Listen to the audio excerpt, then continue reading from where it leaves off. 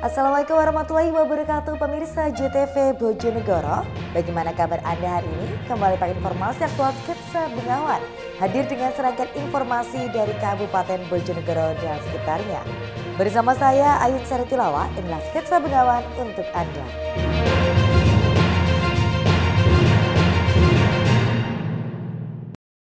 Pemirsa, kami awal informasi yang pertama. Menanggapi adanya dugaan limbah minyak milik Pertamina yang mencemari persawahan milik warga, Dinas Lingkungan Hidup bersama Satreskrim Polres Bojonegoro mengambil sampel air di lokasi kejadian. Sampel tersebut akan dikirim ke pusat laboratorium untuk memastikan dugaan pencemaran tersebut. Petugas dari Dinas Lingkungan Hidup bersama Satreskrim Polres Bojonegoro mendatangi lokasi aliran anak sungai dekat sawah warga di Desa Ngampel, Kecamatan Kapas, yang diduga tercemar limbah minyak Pertamina pada Senin 17 Februari 2025. Petugas datang untuk mengambil sampel air yang diduga terindikasi tercemar limbah minyak dan menyebabkan tercemarnya sawah milik warga yang berdekatan langsung dengan pengeboran minyak PET-B milik Pertamina EP Sukawati, Bojonegoro. Sampel yang diambil kemudian dimasukkan ke dalam botol untuk diklasifikasikan kategori logam berat, minyak lemak, total coliform, dan fekal coli agar dapat diketahui parameter kandungan di dalamnya. Petugas dari Dinas Lingkungan Hidup Bojonegoro butuh waktu kisaran 14 hingga 21 hari kerja untuk mengetahui hasil sampel yang diambil. Kanit 2 Tipitsus Satreskrim Polres Bojonegoro, Ibda Ahmad Zainan Naim menjelaskan kedatangannya ke lokasi untuk mengecek baku mutu air di sekitar lokasi yang dikeluhkan warga tercemar limbah minyak. Selain itu, pihaknya juga telah melayangkan surat kepada pihak Pertamina untuk permohonan izin di dalamnya, namun oleh pihak Pertamina masih belum menanggapi. Hari ini adalah kedatangan kami yang kedua kalinya. Kedatangan kami ini bersama-sama dengan tim dari Dinas Lingkungan Hidup untuk mengetahui baku mutu air yang ada di aliran di berdekatan dengan Pertamina ini, dan tadi teman-teman dari Dinas Lingkungan Hidup sudah mengambil sampel dan sampel ini akan dilakukan uji lab. Untuk secara teknisnya nanti akan kami koordinasikan kembali ke Dinas Lingkungan Hidup. Selain melakukan pemeriksaan permukaan air, mungkin sudah ada pemeriksaan saksi-saksi atau pihak Pertamina dan? Baik, jadi kemarin kami langsung melayangkan undangan ke Dinas ke pihak Pertamina, dan kita pun juga mengajukan permit izin masuk ke dalam ke Pertamina, namun sampai dengan sekarang belum diberikan jawaban, dan kami pun juga tembuskan ke SKK Migas karena di dalam Pertamina ini adalah kegiatan hulu, sehingga untuk yang naungan yang membawai di atas hulu adalah dari SKK. Sementara itu, saat dikonfirmasi adanya kejadian limbah minyak yang mencemari persawahan milik warga, Humas Pertamina EP Sukawati Field masih belum memberikan jawaban. Edo Judialdian, JTV, Bojonegoro. Beralih ke berita lainnya pemirsa, 2 rumah milik warga di Kabupaten Tuban ludes dilalap si jago merah. Api diduga berasal dari obat nyamuk yang mengenai kasur dan merembet ke seluruh bangunan kayu. Beruntung petugas damkar segera tiba di lokasi kejadian sehingga kebakaran tidak meluas ke rumah warga lain.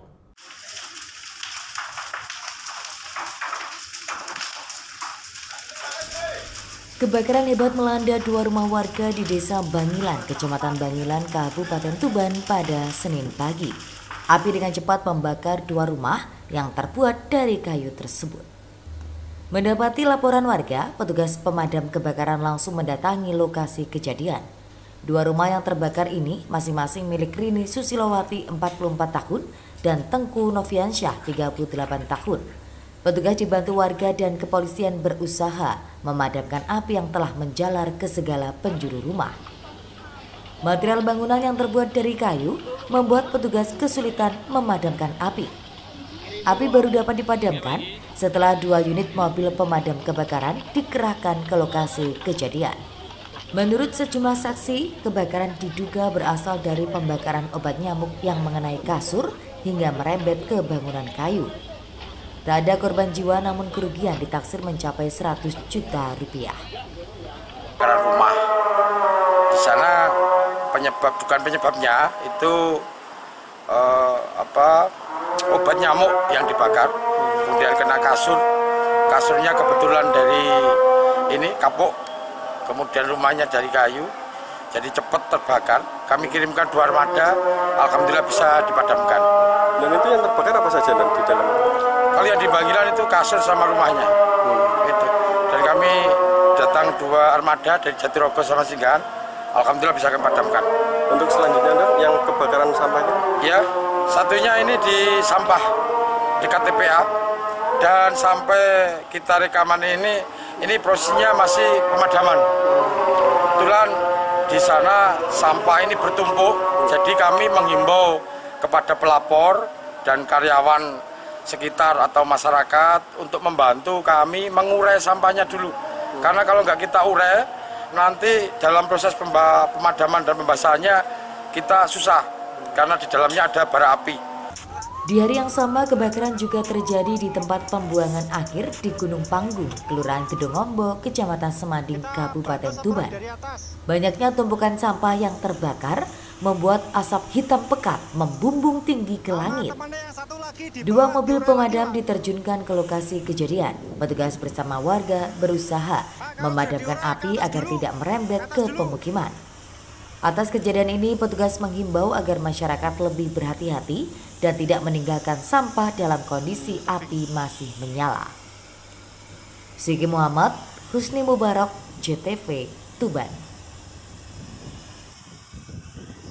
Sementara itu pemirsa, kebakaran juga terjadi pada sebuah rumah dan toko di Jalan Gajah Mada, Kota Madiun. Kebakaran diduga terjadi akibat penghuni rumah yang telah lanjut usia lupa saat mematikan kompor saat sedang memasak. Kebakaran melanda rumah sekaligus toko milik pasangan lanjut usia Siman 75 tahun dan Sutari 76 tahun, warga Jalan Gajah Mada nomor 36 RT 001 RW 001, Kelurahan Winongo, Kecamatan Manguharjo, Kota Madiun pada Senin 17 Februari 2025. Petugas pemadam kebakaran yang dibantu BPBD langsung melakukan pemadaman dengan menerjunkan 2 unit water cannon dan 2 mobil suplai air. Banyaknya barang yang mudah terbakar membuat api dengan cepat merambat hingga ke atap rumah yang terbuat dari kayu. Akibatnya atap rumah roboh dan menimpa etalase toko. Petugas membutuhkan sekitar 20 menit untuk memadamkan kobaran api. Menurut informasi, kebakaran bermula saat Siman sedang menggoreng lele untuk lauk pauk. Ia diduga lupa mematikan kompor hingga api merambat ke beberapa barang dagangan di toko yang menjual kebutuhan rumah tangga. Sepasang lansia alhamdulillah bisa terselamatkan dalam kondisi baik-baik saja. Namun memang untuk kebakaran masih ada beberapa bahan yang tidak bisa kita selamatkan. Untuk kemungkinan penyebabnya karena di rumah ini hanya dihuni oleh 2 orang lansia, itu diduga kelalaian dalam menggunakan kompor gas. Alhamdulillah dalam waktu kurang lebih 20 menit semua sudah selesai dipadamkan bersama Teguh Damkar Kota Madiun dan dibantu dari rekan-rekan dari divisi utama. Sementara itu penghuni rumah Sutari mengaku kaget saat melihat api mulai membesar. Beruntung ia segera diselamatkan oleh warga sekitar yang mengetahui kejadian tersebut. Posisinya di mana, Mbak? Di dalam.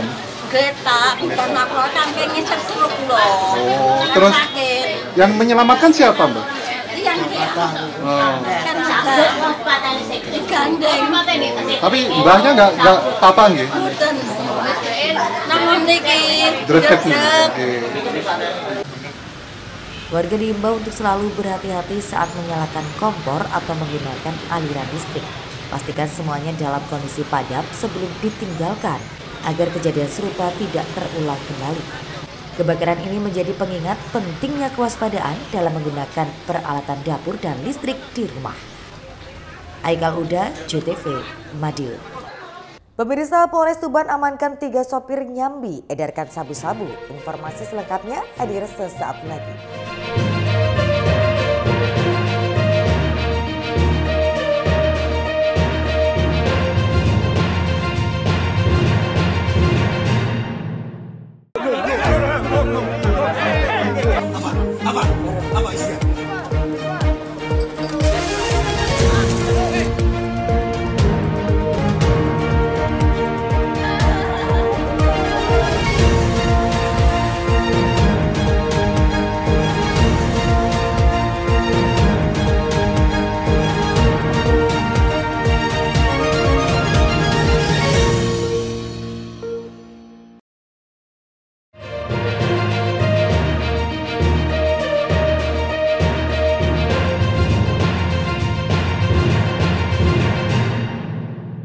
Terima kasih pemirsa, Anda masih bersama kami.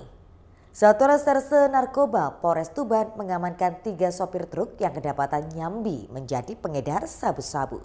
Dari tangan pelaku, polisi mengamankan barang bukti belasan gram sabu siap edar beserta alat hisapnya. Dari pengakuan pelaku, barang haram tersebut diedarkan di kalangan sopir truk antar kota. Petugas Satuan Reserse Narkoba Polres Tuban langsung menggelandang LG 48 tahun warga Kabupaten Kediri ke Mapolres setempat pada Senin pagi. Sopir truk pengangkut buah ini ditangkap petugas setelah kedapatan mengedarkan narkoba jenis sabu-sabu. Dari tangan pelaku, petugas mendapati 11 paket sabu siap edar seberat 11,93 lengkap dengan alat hisapnya. Sopir truk 48 tahun ini ditangkap petugas di kawasan Jalan Ring Road, Kabupaten Tuban. Di hadapan petugas, pelaku mengaku nekat menjadi pengedar sabu dengan sasaran pemasaran sopir truk antar kota untuk tambahan pemasukan. Sebelum menangkap pelaku LG ini, Polres Tuban juga menangkap 2 sopir lain dengan kasus serupa. Masing-masing berinisial AK 31 tahun dan KS 35 tahun. Keduanya merupakan warga Kabupaten Pekalongan, Jawa Tengah.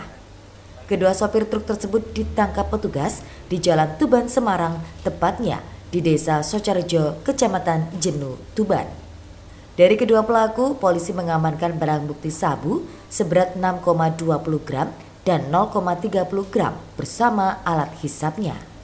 Kasat Narkoba Polres Tuban AKP Harjo menjelaskan, barang haram tersebut didapatkan para pelaku dari wilayah Bangkalan.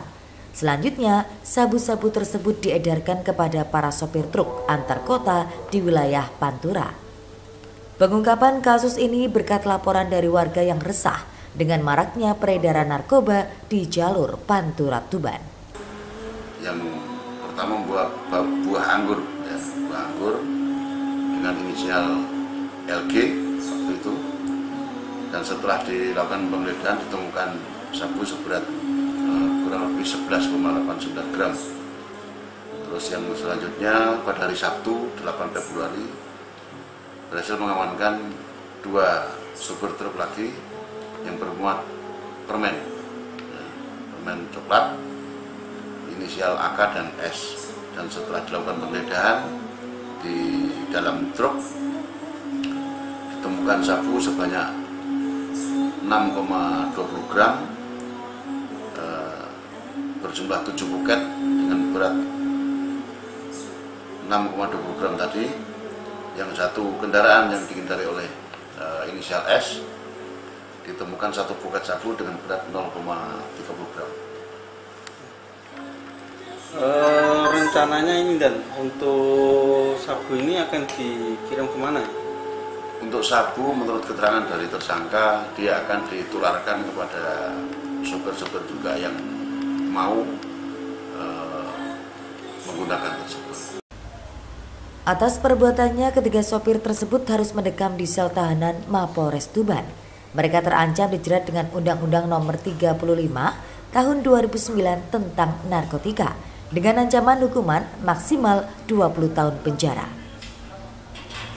Ziki Muhammad, Husni Mubarak, JTV, Tuban.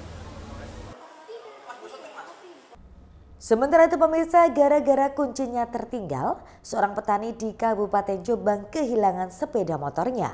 2 orang pelaku yang melintas tertangkap kamera CCTV membawa kabur motor petani tersebut. Kasus pencurian ini sudah dilaporkan kepada pihak yang berwajib. Aksi pencurian motor milik Bahlawi di Dusun Kedung Winong, Desa Bareng, Kecamatan Bareng, Kabupaten Jombang terekam kamera pengawas CCTV. 2 orang pelaku yang awalnya berboncengan kembali melintasi jalan yang sama dengan membawa motor sendiri-sendiri. Petugas kepolisian yang mendapatkan laporan langsung melakukan olah TKP.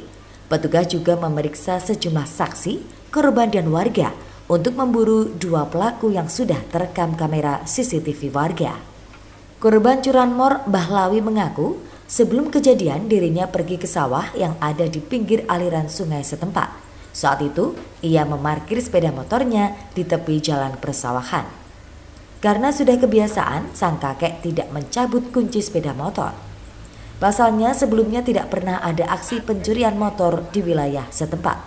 Namun, kecerobohan ini membuat kedua pelaku langsung dengan mudah mengambil motor korban dan membawanya kabur. Ke sawah itu tidak salah, jam 5 lah pagi. Nah, sepeda saya taruh sini, ya, lantas pukul 9 lebih itu saya akan pulang. Saya lihat kok tidak ada, sepeda saya ditinggal ganjonya ini. Nah, saya pulang itu kok tidak ada. Seringkali itu ya di arek ini, dia pot digudo lah, gampang ini. Kali didelik nong, mari didudno. Lama kelamaan kok tidak enak ke saya gitu loh. 2 orang pagi sini goncengan, terus kembali sana itu sendiri-sendiri. Ya, sepeda saya dinaiki temannya, terus yang satu sepeda sendiri.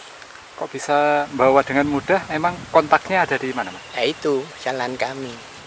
Seringkali itu saya kontaknya tertinggal di motor. Tidak, yang di kanting situ. Motor Nopol W3934V ini setiap harinya menjadi kendaraan Bahlawi pergi ke sawah. Atas kejadian ini dirinya berharap petugas bisa mengejar pelaku yang sudah tertangkap kamera CCTV dengan jelas. Sementara itu warga setempat yang mendengar kejadian tersebut langsung berjaga di sekitar pos kamling untuk mengantisipasi kejadian serupa. Saiful Mualimin, JTV, Jombang. Pemirsa, seorang nenek lanjut usia di Kabupaten Ngawi tertimpa rumahnya yang roboh. Beruntung warga dibantu dengan sejumlah relawan bisa segera mengevakuasi korban. Evakuasi pun berlangsung secara dramatis lantaran korban tertimpa reruntuhan rumah. Rumah milik Suparmi 70 tahun, warga Dusun Tawang, Desa Katikan, Kecamatan Kedung Galar, Kabupaten Ngawi, roboh pada Minggu sore. Rumah tua ini roboh karena kondisinya sudah lapuk termakan usia. Kejadian ini menyebabkan Suparmi tertimpa dan terjebak di tengah reruntuhan rumah yang roboh. Evakuasi nenek 70 tahun tersebut berlangsung secara dramatis. Warga harus masuk ke reruntuhan bangunan. Selanjutnya, anggota Banser dan warga mengevakuasi nenek dari dalam reruntuhan bangunan yang mayoritas terbuat dari kayu. Beruntung korban yang selama ini memang tinggal sebatang kara tersebut selamat dan hanya mengalami luka memar pada bagian kepala dan tubuhnya karena tertimpa material bangunan yang terbuat dari kayu. Tetangga korban, Isnaniati, mengatakan rumah ambruk ini terjadi saat korban hendak ke kamar mandi dan hendak sholat. Namun tiba-tiba rumah tersebut ambruk menimpa korban. Kayaknya sudah mau lapuk, udah lapuk. Lapuk ya? Ya. Tadi ada mbahnya di dalam? Mbahnya mau mandi, mau wudhu, mau sholat zuhur, terus tahu-tahu rumahnya roboh. Tertimpa bangunan? Iya. Terus tadi siapa yang bantu dievakuasi? Ya, warga sama Banser. Bansernya tadi habis dari muslimatan dari masjid, terus datang ke sini sama warga-warga. Langsung dibantu ya? Iya. Terus mungkin itu disebabkan dengan angin atau gimana? Nggak tahu, nggak ada angin, nggak ada angin ya? Roboh, mungkin sudah lapuk. Lapuk ya? Tinggal sendirian nih mbahnya? Sama anaknya, tapi anaknya tuh sakit di rumah sakit umum. Lagi di rumah sakit. Ya. Kondisi mbahnya gimana sekarang? Sekarang ya nggak apa-apa. Nggak apa-apa ya, cuma mungkin kaget apa ya? Gimana. Setelah dievakuasi, korban langsung dibawa ke rumah tetangganya. Untuk sementara, nenek lanjut usia tersebut akan tinggal di rumah saudara terdekat. Ito Wahyu, JTV, Ngawi. Jelang Ramadan, peziarah makam Gus Dur di Jombang membludak. Informasinya usai jeda, kami segera kembali.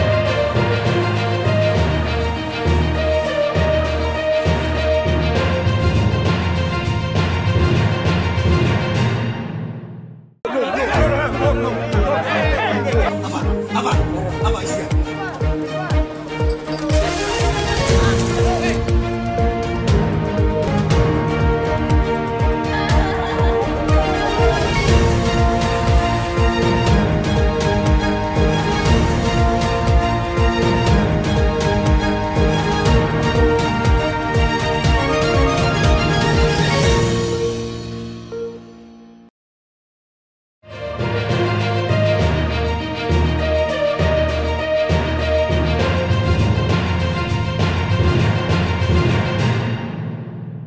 Pemirsa, Anda masih bersama kami di Sketsa Bengawan. 2 pekan jelang Ramadan, kunjungan wisata religi Gus Dur di Kabupaten Jombang meningkat. Ribuan peziarah harus rela berdesakan untuk bisa masuk ke lokasi makam setempat. Bahkan sebagian terpaksa berdoa sambil berdiri karena tidak kebagian tempat. Kondisi ini sudah menjadi rutinitas sebelum memasuki bulan suci Ramadan. Ribuan peziarah memadati jalan lorong menuju makam Kiai Haji Abdurrahman Wahid, Presiden RI keempat yang berada di Kompleks Pesantren Tebu Ireng, Kabupaten Jombang. Para peziarah hilir mudik masuk dan keluar menuju lokasi makam.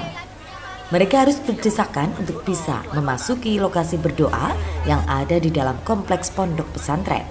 Para peziarah harus mencari tempat untuk bisa berdoa karena sudah tidak kebagian tempat. Bahkan tak jarang peziarah berdoa sambil berdiri karena sudah tidak kebagian tempat duduk. Karena penuh, sebagian lagi berdoa di luar pagar yang ada di dalam lokasi makbaroh. Ketua rombongan peziarah asal Semarang, Rois, mengaku sengaja datang ke makam Gus Dur dengan mengajak anak didiknya untuk mengenang para pejuang Nahdlatul Ulama dan pahlawan nasional. Tak hanya ziarah di Jombang, kegiatan rutin jelang bulan puasa ini juga dilakukan hingga menuju makam wali di Madura. Menurutnya, makam Gus Dur di Jombang menjadi salah satu tujuan berziarah. Meskipun harus berdesakan untuk bisa masuk ke lokasi, mereka tetap senang dan menikmati. Dari mana saja Pak tadi? Dari Semarang Mas. Terus tujuannya kemana aja? Tujuannya ke Bangkalan, ke Senang Ampel, kemudian ke Giri, Gresik, ke Jombang. Apa yang diharapkan dengan kegiatan ziarah seperti ini? Ya, di samping mengenang sejarah para ulama, ya, kemudian kalau bisa, ya, ini kan anak-anak pesantren Mas bisa meneladani tokoh-tokoh yang diziarahi. Tadi sempat kesulitan tidak masuk dengan tingkat kehubungan yang sangat padat ini? Ya, sempat kesulitan. Apa? Berdesakan? Ya, pada menuju ke sini, jalan menuju ke sini berdesakan. Sementara itu, momen menjelang Ramadan, kunjungan ke makam Gus Dur selalu meningkat 3 hingga 5 kali lipat. Bukan hal baru jika makam pendiri NU, Kiai Haji Hashim Asy'ari dan cucunya Presiden Republik Indonesia keempat Gus Dur memiliki magnet besar bagi peziarah wisata religi. Semenjak dimakamkan di Tebu Ireng, kunjungan peziarah terus meluber dan seolah tidak pernah berkurang. Saiful Mualimin, JTV, Jombang. Sementara itu pemirsa, hari pertama program makan bergizi gratis MBG di Kabupaten Ngawi menyasar 28 sekolah TK, SD, SMP sederajat. Meski begitu, di hari pertama MBG ini, sejumlah siswa terutama siswa SD masih enggan makan sayur. Program makan bergizi gratis MBG baru mulai dilaksanakan di Kabupaten Ngawi. Di hari pertama, program tersebut menyasar 28 sekolah mulai tingkat TK, SD, dan SMP sederajat dengan jumlah mencapai 2.815 siswa penerima manfaat. Komandan Kodim 0805 Ngawi, Letkol Artileri Setu Wibowo menjelaskan, program MBG baru dilakukan saat ini di Ngawi. Program tersebut dijalankan oleh Badan Gizi Nasional BGN serta menyesuaikan kesiapan dari masing-masing daerah. Selanjutnya, program MBG dimulai sejak 6 Januari 2025 lalu. Sementara tugas dari jajaran Kodim bersama Forkopimda bersama Satuan Pelayanan Pemenuhan Gizi SPPG untuk mendampingi jalannya program prioritas nasional tersebut. Karena baru pertama kali dijalankan, maka nantinya tetap akan dilakukan evaluasi dalam setiap pelaksanaan. Diharapkan berjalan dengan baik dan target pemerintah pusat bisa terdistribusi seluruhnya MBG di akhir tahun 2025 dapat terwujud. 1.815 penerima manfaat terdiri dari 28 sekolah. Ini yang hari pertama. Nah, dari BGN memang skemanya bermacam-macam waktu yang ditentukan tergantung kesiapan di tiap daerah masing-masing. Awalnya yang paling pertama tanggal 3 Januari, kemudian bertahap. Nah, ini sesuai dengan kebijakan pemerintah pusat bahwa memang tidak serta-merta langsung semuanya bisa menerima manfaat. Termasuk di Ngawi ini juga baru satu dulu, nanti akan disusul berikutnya. Ini akan selanjutnya rutin Pak? insya Allah akan rutin, dan kita juga akan mengawal kebijakan pemerintah. Kami mendampingi BGN ya, di daerah untuk melaksanakan makan bergizi ini. Tetapi ini semuanya bukan hanya kami Kodim tidak, tapi ini semuanya. Ini terutama Pak Pemda, Pak Forkopimda semuanya mendukung kebijakan dari pemerintah. Karena memang BGN belum ada yang ada di daerah, baru SPPG saja yang panjangan tangan. Sementara itu, Alika, salah satu siswa SDN Ngawi Purba 2, mengaku senang dengan adanya program makan bergizi gratis. Namun ia mengaku tidak suka sayur, sehingga untuk sayurannya tidak dimakan. Kalau dengan adanya makan bergizi gratis ini setiap hari gimana? Seneng nggak? Seneng. Sayurnya kok nggak dimakan deh? Hah? Nggak suka sayur. Kenapa nggak suka sayur? Tahu dari kecil kok. Oh, dari dulu nggak suka sayur? Ayo dimakan. Ayo sayurnya dicoba ya. Dimakan biar sehat matanya kan. Dari dulu memang nggak suka sayur? Enggak. Terus nasinya habis ya sama lauknya? Oke. Diketahui pada hari pertama program MBG di Kabupaten Ngawi baru 1 dapur umum yang melayani. 1 dapur umum tersebut menjangkau 2 hingga 3 km kawasan sekolah dengan melayani 3.000 hingga 4.000 porsi. Itu Wahyu, JTV Ngawi. Beralih ke berita olahraga pemirsa, penyisihan grup MM babak 8 besar Liga 4 Jawa Timur telah usai. Hasilnya Persinga Ngawi berhasil menggeser posisi PS Mojokerto Putra di akhir pertandingan dan berhak melaju ke babak semifinal. Setelah memastikan lolos ke semifinal, Persinga Ngawi berhasil merebut posisi puncak klasemen dari PS Mojokerto di grup MM penyisihan 8 besar Liga 4 Jawa Timur. Persinga unggul 2-1 di akhir pertandingan tersebut. Asisten pelatih Persinga Ngawi, Sigit Wicaksono, berterima kasih dengan kerja keras seluruh pemain. Menurutnya, seluruh pemain berhasil menunjukkan kemampuan bertanding mereka tanpa kena lelah. Diakuinya, dari awal di babak penyisihan grup MM, Persinga merupakan tim yang dinilai paling lemah. Meski begitu, mereka mampu menunjukkan permainan yang maksimal sehingga mampu merebut posisi juara grup dari Mojokerto Putra. Dan alhamdulillah kita sore ini bisa mencuri poin penuh, ya, yang mana dengan kerja keras anak-anak Persinga tidak pantang menyerah apapun yang lakukan demi Persinga Ngawi, demi Kabupaten Ngawi. Dan sekali lagi saya berterima kasih sekali pada anak-anak saya, pemain Persinga yang mana pada sore ini main luar biasa tanpa kena lelah walaupun Kalau strategi sendiri, kalau melihat di atas rata-rata Mojokerto unggul secara ketat. Strategi yang dilakukan tadi apa, Coach?